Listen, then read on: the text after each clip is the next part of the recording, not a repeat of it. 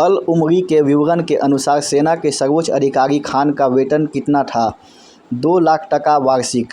सल्तनत की प्रशासनिक संस्थाओं में दीवान ए रिसालत का क्या कार्य था? धर्म एवं दान संबंधी कार्य देखना। आमिर किस प्रशासनिक इकाई का प्रमुख अधिकारी था? परगना। सल्तनत काल में वित्त नीति निम्नलिखित में से किस पर आधारित थी? हनीफी। दीवान ए इस्तिहकाक का कार्य था सेवानिवृत्त कर्मचारियों की पेंशन आदि का प्रबंध करना। निम्नलिखित में से कौन सा कर गैर मुसलमानों को नहीं देना पड़ता था? ज़कात। निम्नलिखित में से कौन जजिया कर से मुक्ति थे? उपयुक्त सभी। इसमें तीनों आ जाएगा, बच्चे, महिलाएं, भिक्षुक। उपयुक्त सभी इसका उत्तर होगा। किस सल्तनत कालीन शासक ने सिंचाई कर सर्वप्रथम लगाया जो उपज का 5वां भाग था? फिरोज तुगलक। किसके शासनकाल में केंद्रीय नौकरशाही का हस्तक्षेप अक्ता व्यवस्था में सर्वाधिक बढ़ गया था? अलाउद्दीन खिलजी। निम्नलिखित में से कौन सा जोड़ा गलत है? दीवान ए अमीर कल्याण अधिकारी। दीवान ए अमीर को ही जन कल्याण अधिकारी। दीवान ए वकूफ़ की स्थापना किसने की? बलबन ने की। वकील ए दर नामक अधिकारी के उत्तरदायित्व के संदर्भ में निम्नलिखित में से कौन सा कथन सत्य है? सुल्तान की व्यक्तिगत सेवाओं का प्रबंधक।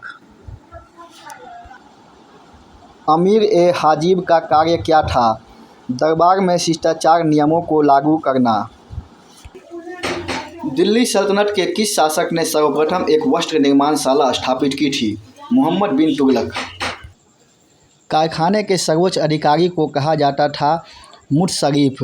सल्तनत सेना में क्लब ए सुल्तानी क्या था? सैनिक भी था, हाथी भी था, घुड़सवार भी था। इल्तुतमिश के काल में प्रांतीय सेना को कहा जाता, इससे पिछला वाला में गलत हुआ है। सल्तनत सेना में क्लब ए सुल्तानी क्या था? तो सैनिक भी नहीं था, हाथी भी नहीं था, घुड़सवार भी नहीं था। ऑप्शन में तीनों दिया हुआ है, तीनों ही नहीं था। इसका उत्तर होगा उपयुक्त में से कोई नहीं। इल्तुतमिश के काल में प्रांतीय सेना को कहा जाता था हस्म ए अतरफ। सवार ए बरगुस्टवानी सल्तनत सेना में क्या था? घुड़सवार था। खलीफा द्वारा मान्यता स्वीकार करना शासक के लिए किस स्थिति को स्वीकार करना है? खलीफा का नायब। नासिर ए अमीर उल मोमिनीन की उपाधि किसने धारण की? अलाउद्दीन खिलजी। खलीफा ए काबुल अलीमीन एवं अमीर उल मोमिनीन की उपाधि दिल्ली सल्तनत के किस सुल्तान ने धारण की?